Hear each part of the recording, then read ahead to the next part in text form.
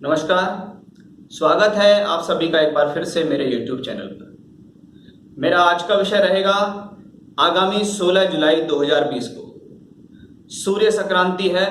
जैसा कि आप जानते हैं कि सूर्य प्रत्येक महाराशि परिवर्तन करते हैं और 12 महीने में 12 राशि को कवर करते हैं। सूर्य सभी नवग्रहों में सबसे ज्यादा महत्वपूर्ण ग्रह माना गया है क्योंकि सूर्य को ब्रह्मांड में राजा कहा गया है।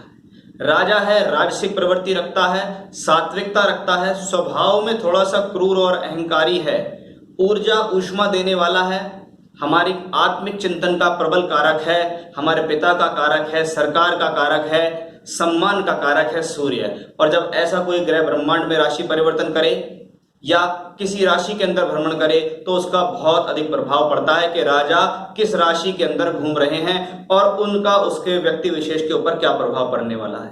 अब यही राशियों से इसको देखते हैं कि 12 राशियों से सूर्य की स्थिति ब्रह्मांड में गोचर में किस प्रकार से आई है और वो किस हद तक उनको परिणाम देने वाली है, उसके बारे में हम यहाँ चर्चा शुरू करने वाले हैं। आप जैसा कि जानते होंगे जून के महीने में 3 बार ग्रहण की स्थिति आई है और वो ग्रहण मिथुन राशि और धनु राशि में पड़ा है और देश एक बहुत बड़ी बीमारी से जूझ रहा है।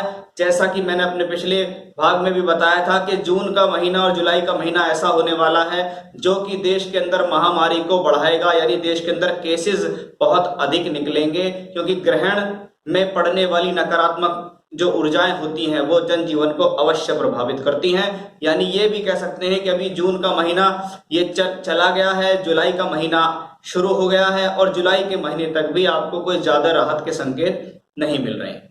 अब सूर्य मिथुन राशि में गोचर कर रहे हैं और मिथुन राशि से गोचर करके सूर्य देव आ जाएंगे कर्क राशि में। एक आत्मिक चिंतन का कारक ग्रह जब एक भावनात्मक ग्रह यानी चंद्रमा की राशि में गोचर करता है तो उसका व्यक्ति विशेष पर अवश्य प्रभाव पड़ता है। इसलिए प्रभाव में सबसे पहली जो राशि है वो है मेष राशि। मेष राशि से चौथे घर में आएंगे सूर्य देव। सूर्य देव आत्मिकता के कारक हैं, समाज के कारक हैं, मानसिक चिंता भी देते हैं क्योंकि ये स्वभाव से क्रूर है और आपके मन यानी आपकी राशि से चौथे घर में भ्रमण कर रहे हैं। यानी आप ऐसे समय में आत्मिक और मानसिक दोनों तौर पे आपको कोई ना कोई परेशानी का सामना अवश्य करना पड़ेगा। कहीं ना कहीं मन के अंदर परेशानी या मन के अंदर चिंताएं आपको घेरी रहेंगी।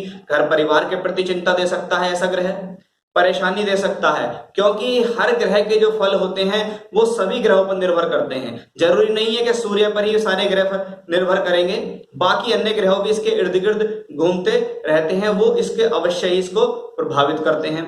तो आपकी राशि से धन की स्थिति तो काफी ठीक है, लेकिन चौथे घर में जब सूर्य आता है तो ये घर के परिवार के अंदर थोड़ी सी परेशानी देता है, संतान के साथ थोड़ी सी विमुखता दे सकता है, मन मुटाव दे सकता है।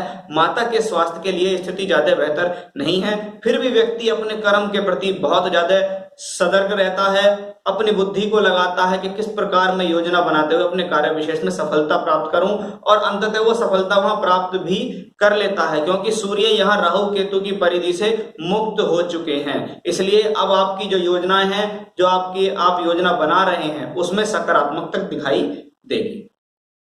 बात करते हैं ये स्थिति वृषभ राशि वालों के लिए कैसे रहने वाली है। वृषभ राशि से तीसरे घर में आया ग्रह, राशि से तीसरे में अगर अशुभ ग्रह आ जाता है तो आपकी शक्ति को बढ़ाता है, हिम्मत को बढ़ाता है, साहस को बढ़ाता है। आप किसी भी कार्य के लिए पूरी जी जान से मेहनत करते हैं क्योंकि वहां पर बैठा हुआ सूर्य कहीं ना कहीं आपके भाग्य स्थान को प्रभावित करता है और भाग्य स्थान में बैठा हुआ शनि अपने आप में बहुत प्रबल स्थिति में है।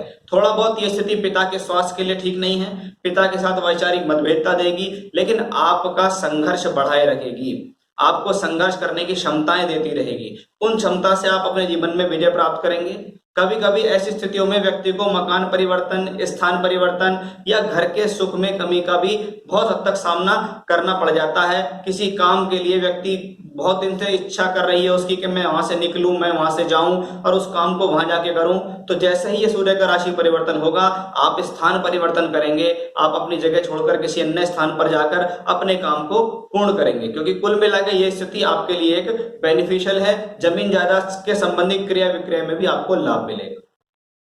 बात करते हैं मिथुन राशि के लिए कैसी स्थिति है। मिथुन राशि के जो लॉर्ड हैं वो ब्रह्मांड में अपनी ही राशि में चल रहे हैं, तो ये अपने आप में बहुत अच्छी स्थिति है। और आपके धन भाव में आ गए हैं सूर्य देव, उस पर शनि का प्रभाव भी है। शनि इसके जस्ट विपरीत में है, यानी कि इसका मतलब है धन प्राप्ति में संघर्ष है, क्योंकि यहाँ ग्रह वेद कर रहा है। सूर्य के एकदम अपोजिट में एक अशुभ ग्रह का ट्रांजिट हो रहा है, यानी पैतृक संपत्ति से संबंधित कोई वाद विवाद है तो वो अभी सॉल्व होता नहीं दिखाई देगा। पैसा अटक गया है, पैसा आ नहीं रहा है, पैसे से संबंधित परेशानियां हैं वो भी दिखाई देती है। कुटुंब में कलह भी दिखाई देता है। कहीं ना कहीं आपको अपनी वाणी पर भी संयम रखना होगा, नहीं तो संयम नहीं रखेंगे, मुंह से कुछ कड़वा शब्द निकाल देंगे तो हो सकता है घर परिवार में बहुत बड़ा कोई विवाद आपके लिए खड़ा हो जाए। आपका कोई मित्र, कोई सगा संबंधी आपको धन से संबंधित नुकसान पहुंचाने का भी प्रयास इस दौरान करेगा। आंखों से संबंधित रोग, त्वचा से संबंधित रोग, सिर से दर्द संबंधित समस्याएं भी आपको इस दौरान परेशान कर सकती हैं, या मैं ये भी कह सकता हूं मुख से संबंधित रोग भी आपको परेशान कर सकते हैं। तो थोड़ा ये स्थिति आपके स्वास्थ्य के लिए ज्यादा अच्छी नहीं है। चलिए बात करते हैं अब कर्क राशि के लिए स्थिति कैसी रहेगी। अब कर्क राशि में ही सूर्यदेव का परिवर्तन हो रहा है और उसमें सूर्यदेव की एंट्री 1 महीने तक सूर्यदेव इसी राशि में रहेंगे। अब कर्क राशि एक भावनात्मक राशि है और उसमें आत्मिकता वाला एक ग्रह है, यानी मन कुछ कह रहा है, शरीर कुछ कह रहा है। मन कह रहा है भावुक हो जाओ, आत्मिकता कह रही है नहीं कठोर बन के चलो। और ऐसी ही स्थिति में व्यक्ति यहाँ थोड़ा सा परेशान होगा, क्योंकि आपकी राशि से दूसरे घर के जो लॉर्ड हैं वो सूर्यदेव हैं। अब वो आपकी राशि में आए हुए हैं। राशि से दूसरे घर का स्वामी जब आपकी राशि में गोचर कर रहा है तो ये चिंता झलकाता है, शरीर के लिए चिंता झलकाता है, सामाजिकता के लिए चिंता झलकाता है, मान सम्मान के लिए चिंता झलकाता है, थोड़ा स्वास्थ्य के अनुसार भी है, और कुटुंब से संबंधित व्यक्ति विशेष के लिए भी एक चिंता का विषय है कि व्यक्ति अपने घर परिवार के प्रति बहुत ज्यादा सोचता है। कभी कभी उसको ऐसा लगता है कि ऐसा ना हो कि मेरे कारण मेरे घर परिवार से संबंधित कोई स्थिति में प्रॉब्लम हो। ये स्थिति हस्बैंड वाइफ के रिलेशन वाइज भी बहुत अच्छी नहीं मानी जाती है, यानी शादी से संबंधित सुख, विवाह से संबंधित सुख में भी परेशानी की स्थितियां यहाँ साफ तौर पर दर्शित हो रही है। सिंह राशि के बारे में बात करते हैं। सिंह राशि वालों के लिए ये महीना स्वास्थ्य में चिंता झलकाने वाला है। मानसिक चिंता, आत्मिक चिंतन, हेल्थ से संबंधित इशू यहाँ साफ तौर पे दिखाई दे रहे हैं। आंखों से संबंधित रोग, बालों से संबंधित समस्याएं आपको यहाँ परेशान कर सकती हैं। पूर्ण रूप से नींद ना आना, यानी कहीं ना कहीं आप एक उलझन में उस पूरे महीने में घिरे रहेंगे। अकस्मात खर्च, अकस्मात आना जाना, किसी प्रकार के वाद विवाद में फंसना, ऐसा भी हो सकता है। तो आपको अपनी व्यर्थ की मेहनत से बचना है, जल्दबाजी से बचना है, क्रोध अहंकार से बचना है, क्योंकि इस दौरान आप किसी गलती को भी कर सकते हैं जिसका खामियाजा आपको भुगतना पड़ सकता है। बाकी व्यवसाय के लिए, पैसे के हिसाब से आपके लिए स्थिति अनुकूल चल रही है। चलिए बात करते हैं कन्या राशि वालों के लिए स्थिति कैसी रहने वाली। कन्या राशि से एकादश में सूर्यदेव का आना, दूर स्थान पर भ्रमण करके लाभ देना, यानी लाभ तो मिलेगा, ये तो पक्की बात है। सोर्स ऑफ इनकम तो बनेंगे। आपने पिछले समय में अपने कार्य के लिए जो मेहनत की है, समझ लीजिए आप इस स्थिति आने वाली जो स्थिति है वो आपके लिए बढ़िया रहेगी। सोर्स ऑफ इनकम आपके लिए बढ़ने वाले हैं। चिंता का विषय धीरे धीरे खत्म होने वाला है। जो चिंता से संबंधित लकीरें थी वो आप धीरे धीरे आपके लिए सॉल्व हो जाएंगी, लेकिन थोड़ा सा पहले के मुकाबले अधिक आपको यहाँ प्रयास करना पड़ेगा। यात्रा करके आपको लाभ मिलेगा, दूर के स्थानों से जुड़ के आपको लाभ मिलेगा, कम्युनिकेशन से जुड़कर आपको लाभ मिलेगा। थोड़ा संतान से विमुखता या संतान से संबंधित परेशानी या कष्ट की स्थिति भी यहाँ दिखाई दे रही है। बात करते हैं तुला राशि वालों के लिए स्थिति कैसी रहेगी। आपकी राशि से दशमस्त हुए हैं सूर्यदेव। कर्क राशि में सूर्यदेव सरकारी कामकाजों से संबंधित लाभ, किसी महिला से संबंधित लाभ, किसी व्यक्ति विशेष के द्वारा आपको अपने कार्य विशेष में लाभ मिलेगा, यानी लाभ मिलेगा। कर्म होगा तो फिर उसका कहीं ना कहीं रिजल्ट लाभ के रूप में आएगा। इसको कह सकते हैं सोर्स ऑफ इनकम तो बने रहेंगे, लेकिन आपको घर परिवार की शांति में अभाव का सामना करना पड़ेगा। ये स्थिति माता के स्वास्थ्य में भी परेशानी दे सकती है। इसको ऐसा भी कह सकते हैं कि मुझे समय नहीं मिल पा रहा है, समय ना मिलने के कारण मैं अपने घर परिवार के लोग, व्यक्ति विशेष के साथ जुड़कर लाभ नहीं दे पा रहा हूं।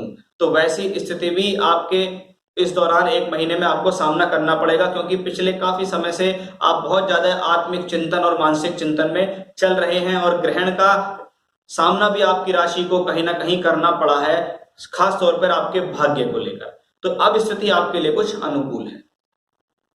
वृश्चिक राशि के बारे में बात करें, वृश्चिक राशि से भाग्य स्थान में सूर्य देव का उदय होगा, यानी सूर्य देव 1 महीने तक उस राशि में रहेंगे। यह स्थिति पहले तो पिता के स्वास्थ्य के लिए ठीक नहीं, पिता के स्वास्थ्य, पिता के साथ संबंध के लिए ठीक नहीं है।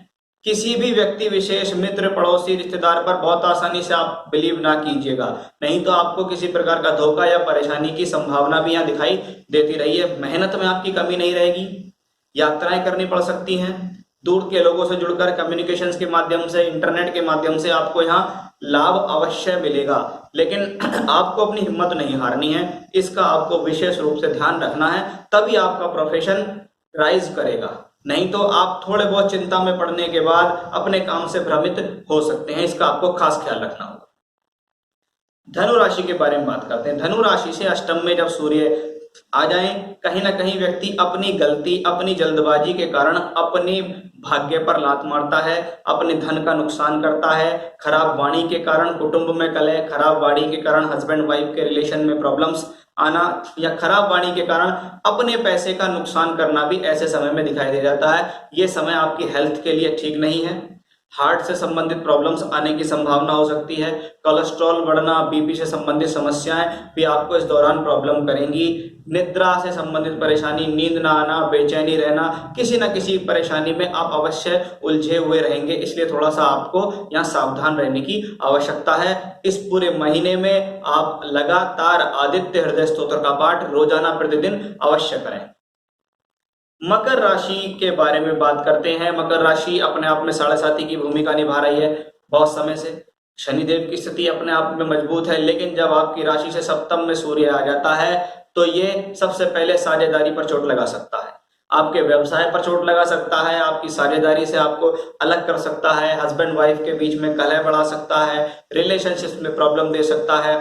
आप कोई नए काम करने की योजना अगर लंबे समय से बना रहे हैं तो ये स्थिति आपको प्रॉब्लमेटिक अभी भी दिखाई दे रही है। इतना आसान नहीं होगा आपके लिए कोई नया काम जोड़ना, नए काम को तैयार करना, नई योजना पर विजय प्राप्त करना, क्योंकि ये स्थिति आपके लिए कुछ अनुकूल दिखाई नहीं दे रही है, क्योंकि आपकी राशि के परम शत्रु हैं यहाँ सूर्य, और आपकी राशि से लगभग कर्म स्थान में ही इसका ट्रांजिट हुआ है। तो आपको हनुमान जी की उपासना और आदित्य हृदय स्तोत्र का पाठ लगातार करने से अवश्य लाभ मिलेगा। कुंभ राशि के बारे में बात करें, राशि से छठे घर में सूर्य वाइफ की हेल्थ के लिए ठीक नहीं, वाइफ के साथ रिलेशनशिप के लिए ठीक नहीं।